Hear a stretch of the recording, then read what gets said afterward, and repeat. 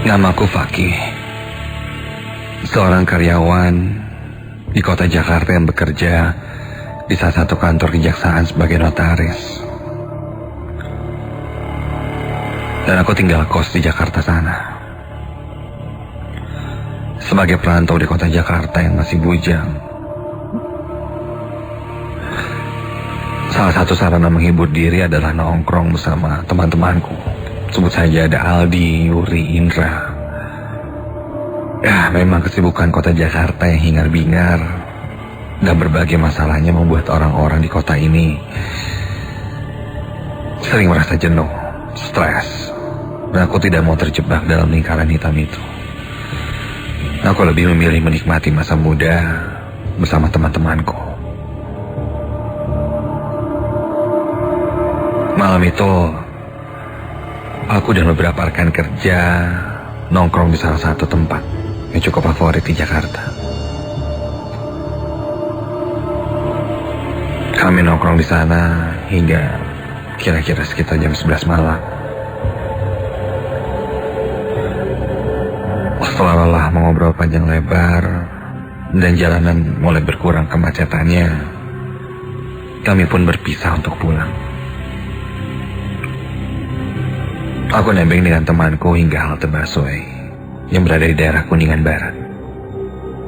Di kosanku, aku sharing kamar bersama temanku lainnya. Namanya adalah Wildan. Namun dia beda kantor denganku.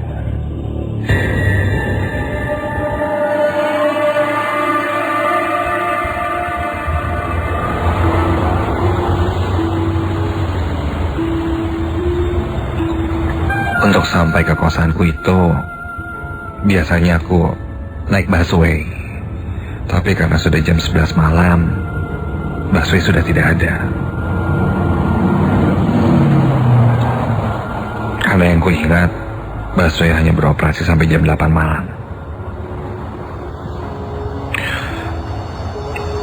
Tidak mau ribet, aku pun lalu buka aplikasi ojek online. Tak berselang lama, akhirnya aku mendapatkan driverku untuk menuju kosan. Singkat cerita, aku dan abang tukang ojek online itu pun sampai di sekitaran pesan.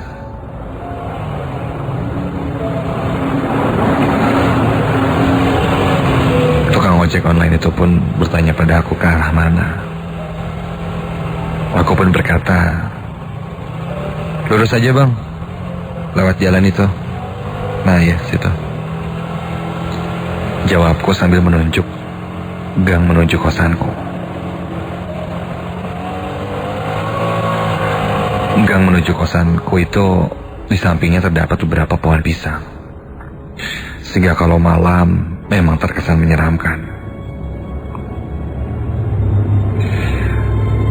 Apalagi pohon pisang itu berdekatan dengan lapangan sepak bola. Dan ya, aku pikir pohon pisang yang cukup rimbun identik dengan hal-hal mistis.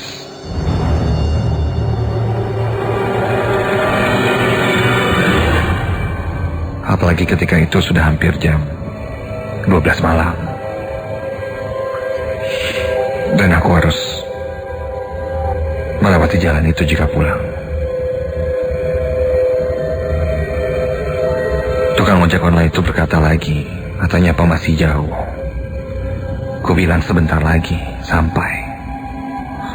Hingga tiba-tiba tukang ojek online itu pun berhenti di depan gang menuju kosanku. Dia bertanya lagi, apakah ke dalamnya masih jauh?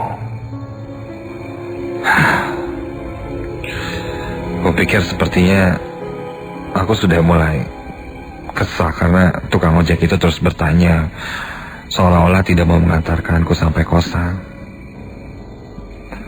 Namun terlihat gelagat aneh pada tukang ojek itu. Akhirnya aku pun memutuskan untuk turun di sana. Yaudah, saya turun sini aja bang, nanti jalannya sendiri aja.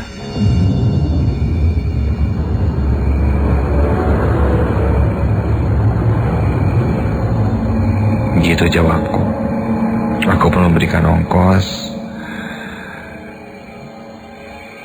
Dan setelah itu tukang ojek online itu pun segera memutar motornya dan pergi. Kenapa ya? Begitu kataku. Seperti ada hal yang aneh dari tukang ojek itu, tapi ya sudahlah. Mungkin dia kecapean atau harus segera pulang. Aku memakluminya dan tidak menjadi masalah besar untukku.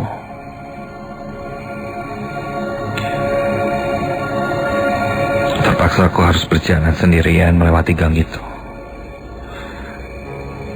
Ya, melewati gang yang di sampingnya banyak sekali pohon pisang.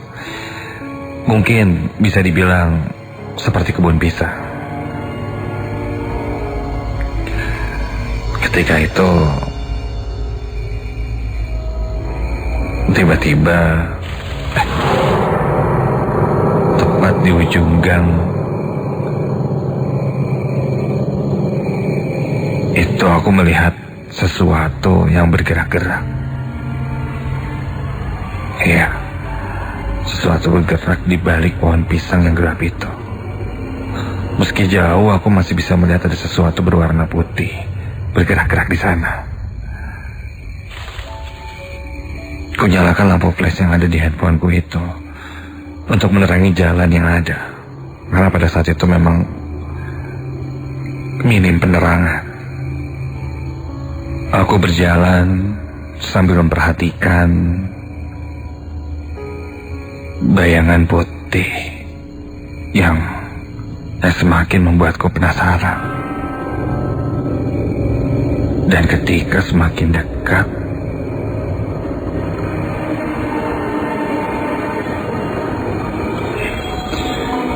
aku arahkan lampu flashku ke arah pohon pisang itu. Dan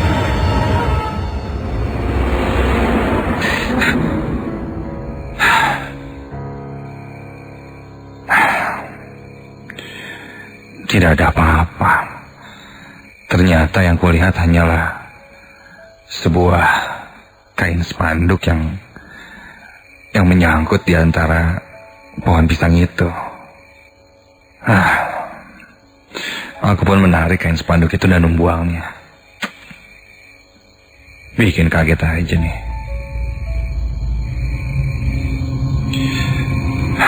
Setelah cukup tenang, aku pun lanjut berjalan ke arah kosanku. Dan ketika sudah melewati pohon pisang itu, tercium semerbak bau amis busuk menyengat menusuk ke hidungku. Otomatis aku tengok ke belakang. Dan ketika aku tengok, astaga,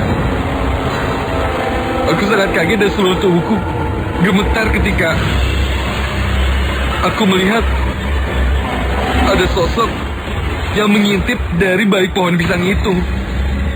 Aku tidak melihat seluruh badannya, hanya kepalanya saja. Dan setengah badannya yang agak condong mengintip ke arahku. Kepalanya terdapat ikatan di atas kepalanya, dan sosok itu terbalut kain kafan yang nampak lusuh. Itu sosok pocong. Iya, pocong dengan wajah yang seperti gosong terbakar. Aku hanya bisa mematung, tak bisa bergerak memandangi sosok pocong itu yang terus menatap nanar ke arahku. Dan pocong itu meludahiku. Untung saja aku bisa menghindari dan langsung berlari menjauh.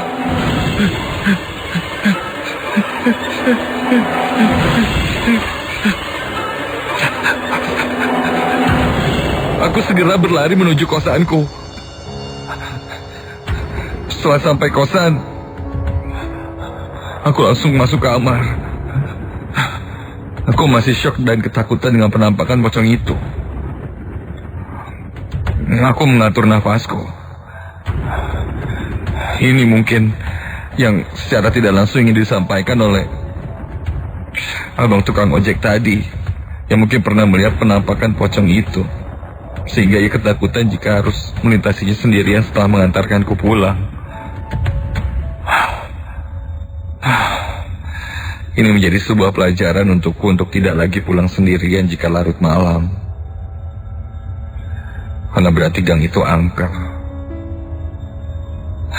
Aku pun sudah cukup tenang karena sudah sampai di kosan. Dan kulihat teman sekamarku Wildan pun ada di sana, yang sudah tertidur di balik selimut. Setelah bersih-bersih, aku pun menarik selimutku dan mencoba tidur. Tapi entah kenapa, aku tidak bisa tertidur. Aku pun coba membangunkan Wildan. Will, bangun dong, bentar Will. Bangun. Apaan sih ya? Lagi enak tidur nih gua. Tadi gua di jalan di gang itu ketemu pocong, men. Serem banget. Gila lo ya. Udah tengah malam gini pakai bercanda pocong. Udahlah tidur aja lah udah. Seriusan. Ini gua nggak mau balik sendirian kalau tengah malam. Lo pernah lihat pocong nggak di situ? Ya, amit-amit Lo bangunin gua tengah malam gini, cuma ngomong ginian. Awas ntar datang beneran lo. Gua tidur lagi ya. Ganggu aja lo.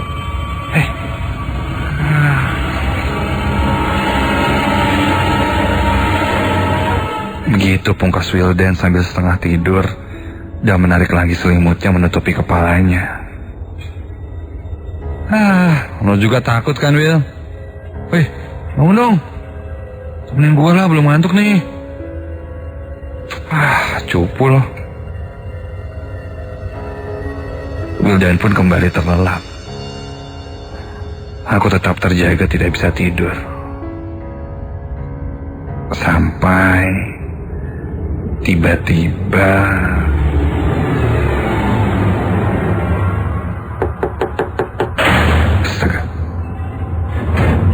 ada yang mengetuk pintuku. Aku pun langsung terperanjat kaget. Will. Will. Bangun, Will. Jangan ada yang ngetok-ngetok, Will. Aduh. Will. Namun Wildan tidak menggubrisku. Dia malah menarik selimutnya. Ketukan itu masih terdengar. Siapa nih yang tengah malam gini ngetuk pintu kamar?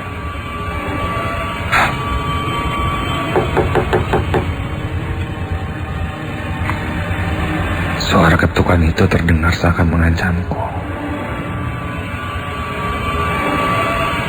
Aku coba lagi membangunkan Wildan. Namun dia malah semakin menutupi kepalanya dengan selimut. Entah karena ketakutan atau mungkin dia mengantuk. Will,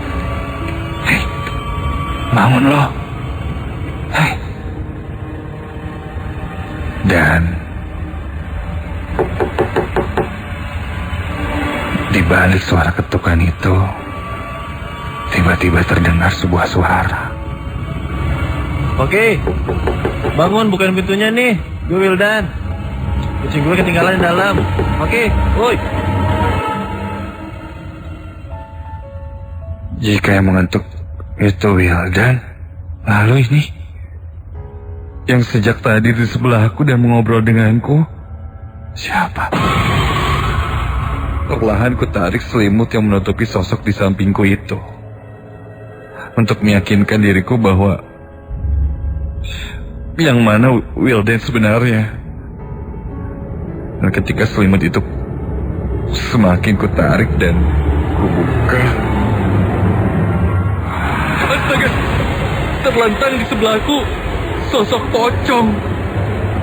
terbalut kain kafan musuh dengan wajah gosong dan matanya yang membelalak.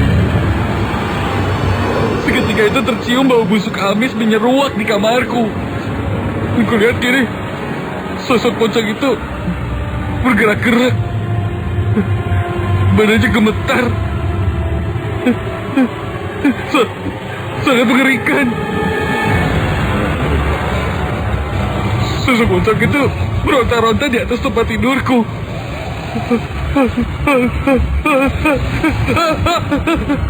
Segera aku langsung meloncat kaget dan membuka pintu. Dan ketika aku buka pintu itu, benar saja, yang di depanku itu Wildan temanku. Wildan yang melihatku ketakutan langsung mencoba menenangkanku.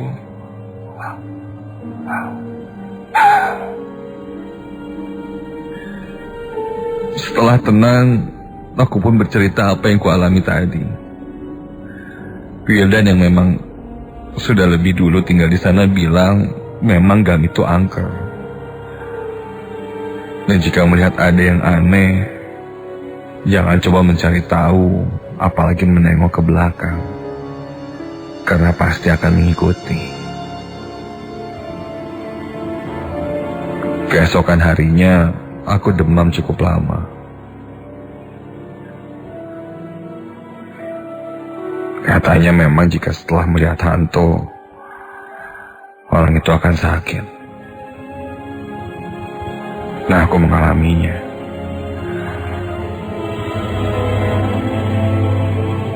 Aku pun mencari beberapa sumber tentang tanda-tanda pemunculan sosok pocong. Nah, memang salah satunya adalah tercium bau busuk, amis, yang menyeruak di sekitar kita. Atau terdengar suara-suara aneh. Dan suara ketukan pun yang beritme bisa jadi salah satu pemunculan sosok pocong.